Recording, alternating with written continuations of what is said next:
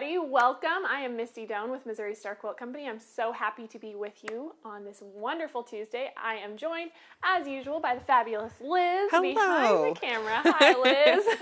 Thanks for being here, everybody. I am so excited about today's project. I am so excited about this project. We have been working on this for a while now. I'm so excited to finally share it with you guys.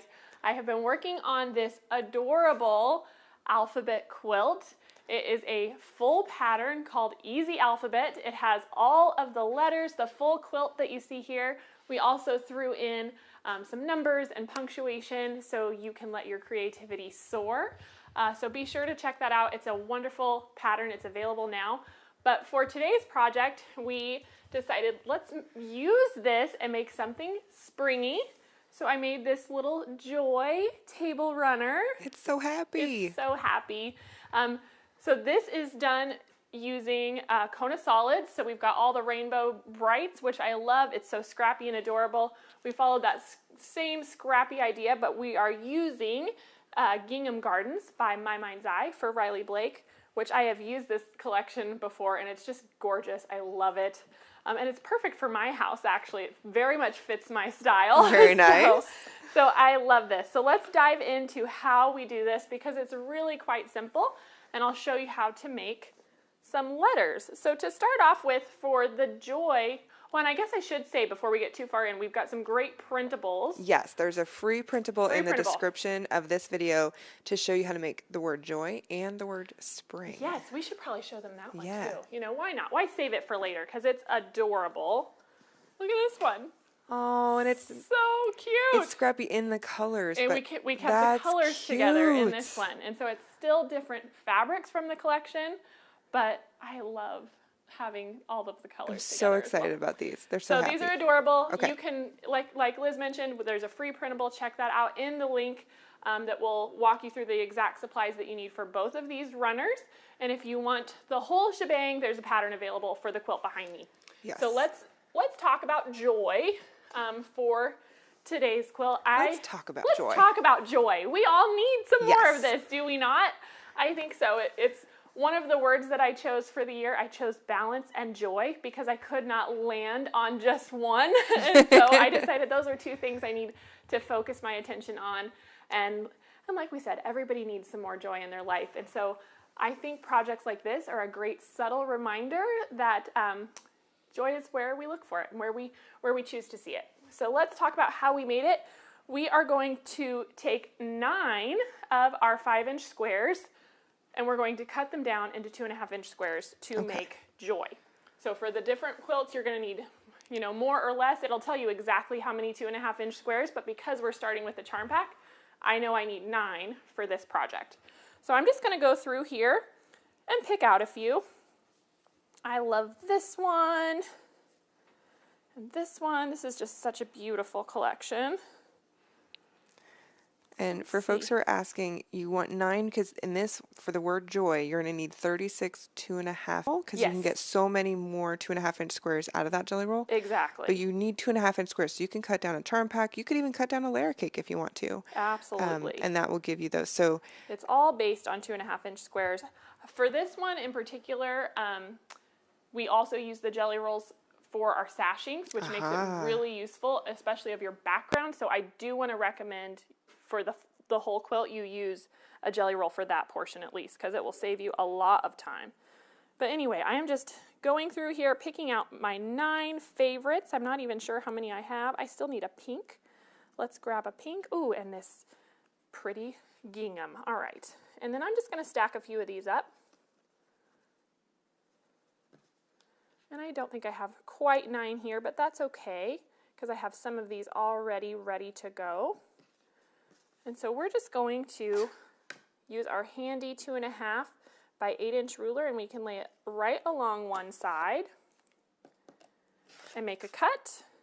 Make sure those stay lined up, and then cut the opposite direction. So we have our 2.5-inch squares. So, easy peasy. So I have those ready to go. I just made a big stack of them. And for me, the way that my brain works, I actually like to lay out one letter at a time. And I was thinking about it, and I think this is a great quilt to maybe just make one letter a day. Maybe maybe you're working on a project for someone else and this is something you want to do just for you in between to kind of just be creative. And it's really, really quick and fun.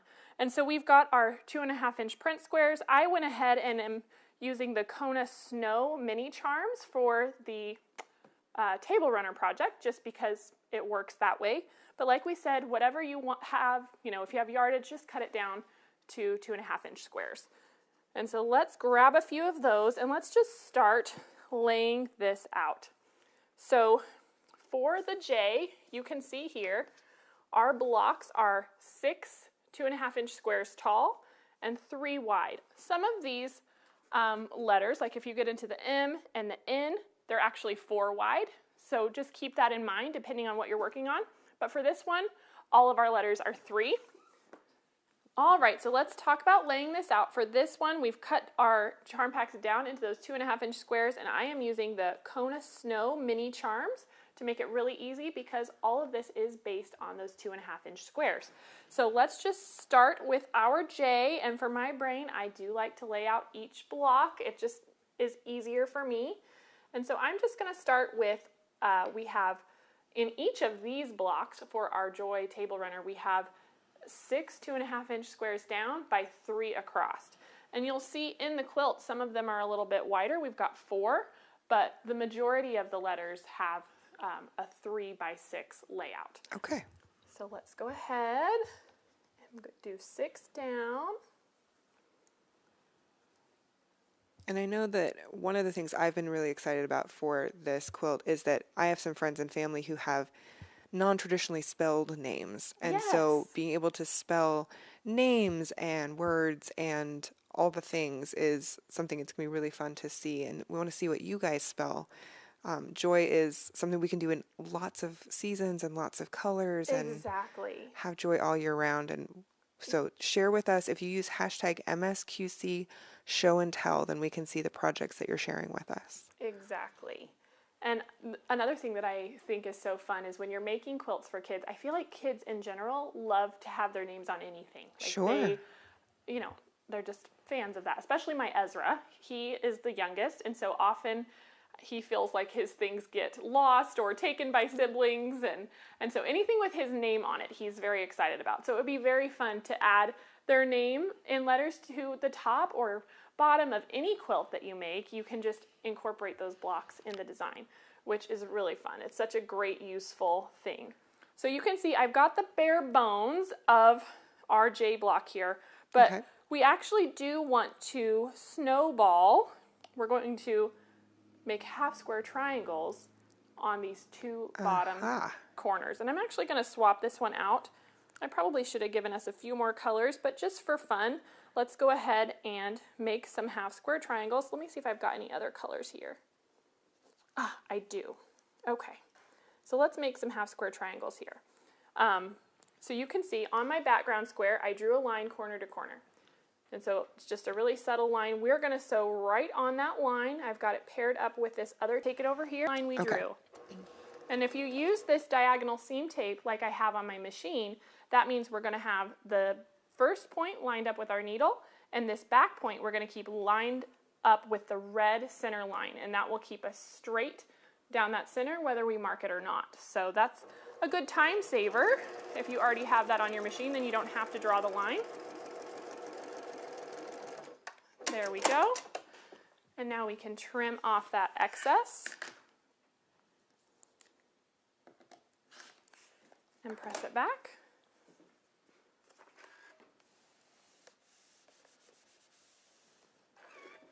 And you can see where that would fit in there to kind of create the curve of our J. Let's go ahead and make one more. Okay. Just so.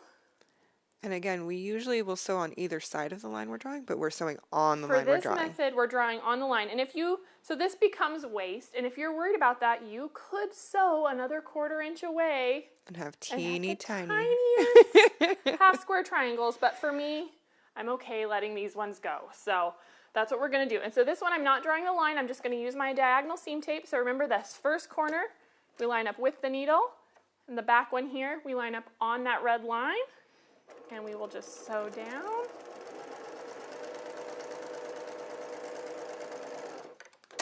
go. Then we can trim off, leaving our 1/4 inch seam allowance, and press that back. I always like to press to the dark side, so my seams are going to be hidden behind that fabric. And so you can see there how our J is starting to take shape. I've got a few of these already where I've started to sew them together, but I want to show you kind of how that looks. So you can either sew them in rows, or columns, I guess I should say, this way, or rows this way. I did it both ways, honestly. It's whatever struck you. It's whatever suits you that day. So let's just move this one out of the way because I've got a few of these started, and then we'll finish assembling our block. And something else I heard you mention before, Misty, too, is that this is something that's a great block to maybe just sew one a day. Exactly. Just something for yourself. Exactly. Well, especially if you just need something quick in between. Maybe you're working on a project that feels a little bit daunting. You've been in the middle of it for a long time. These come together so quickly. It's a great opportunity to step away and let yourself just be creative and play for a moment, because you're dealing with a small block that you're still just nesting your seams, and it comes together really quickly. Get your Sojo back. Exactly. That's Sojo. That's what we're looking for. So here we go. Let's finish up these rows. I've got a few pieces already made. And you can see here how this is all going to come together. So let's go ahead, and we need to sew these two to our background squares here, and this one to our print squares here. So let's sew this one first. And once we've made these half square triangles, they are just like the rest of our 2.5 inch squares. They line up with the rest of those in our group. Just want to make sure we keep those consistent seam allowances. So that one's ready. It matches up great with our middle. And then let's sew these two together. The only thing you do need to watch with those half square triangles is that they're going the right direction to make your letter. So sometimes... Fair, so you want to check that. Yeah, sometimes they can wander when you walk from where you have it laid out to your machine. You know, they have a tendency to have a mind of their own. So I know this needs to be angled in towards the middle, so I'm going to check that and then line this up here. Oh, and a good idea coming back from your mentioning, like Ezra likes his name on things, you could also piece a name and put it into a pieced backing for your quilt. Absolutely. So even if it doesn't fit in the front of what you're working on, what a great way to add a name. Great idea. Well, and honestly, you know, even if you made these letters in solids and had their names spelled out on the back, you could write a message. It would act as a label right there on the letters. It would be so cute. I love that. All right, so we've got that one sewn. I'm going to go ahead and clear some of this out of the way. I've made a mess, so let's make sure it's not too distracting for you guys. And then I'm going to press this. I do want to talk about, before I sew these together, because I am going to nest all of these seams, I did take some care with how I was pressing them, or I meant to. So it looks like... Been there, I meant to. Right, exactly. What I did here is, because these weren't attached, this was pressed the right way, but then I sewed it to the wrong side. But that's okay. It's no big deal. So I'm just going to fix this and make all of my seams go down. Okay. Because my center column, all of them are going up, and this one is going down. So I actually need to make sure that these seams are pressed down. So all I need to do for that is I'm going to start with the top of my row on the machine, and I just lightly hold this up. I'm not really pulling on it because we don't want to distort the fabric. And we just let those seams kind of fall the other direction.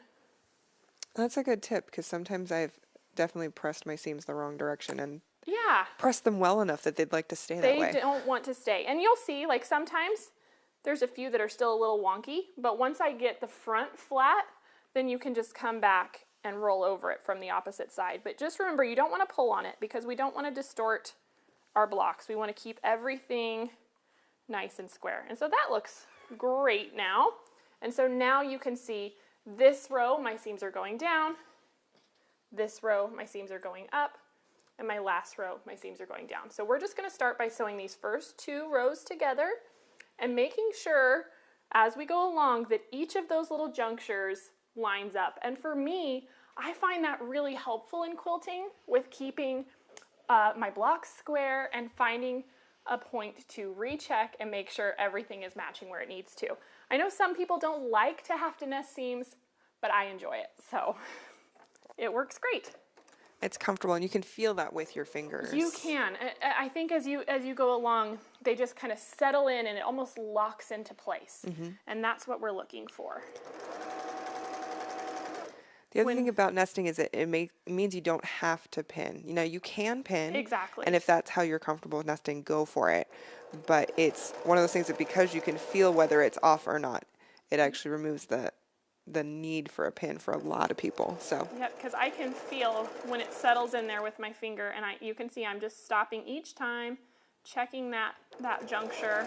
And you're stopping like in the seam of the previous one or just after it so that you're not losing that seam that you've just held onto. Exactly. Yep. I stitch at least to that conjunction. Conjunction. I don't know. Conjunction, junction. What's your function? All right, anyway, sorry. I got distracted there by my choice of words, but yeah, just stitch a little bit past that so that you don't cause it to get off as you're adjusting the next one. Perfect. And then line up the bottom there. And we've sorted down that one, and now you can go and press this, but I'm just gonna fold it open and give it just a little gentle finger press, and then we're going to sew this one on, and because we've taken the time to press those, again, this is going to nest beautifully.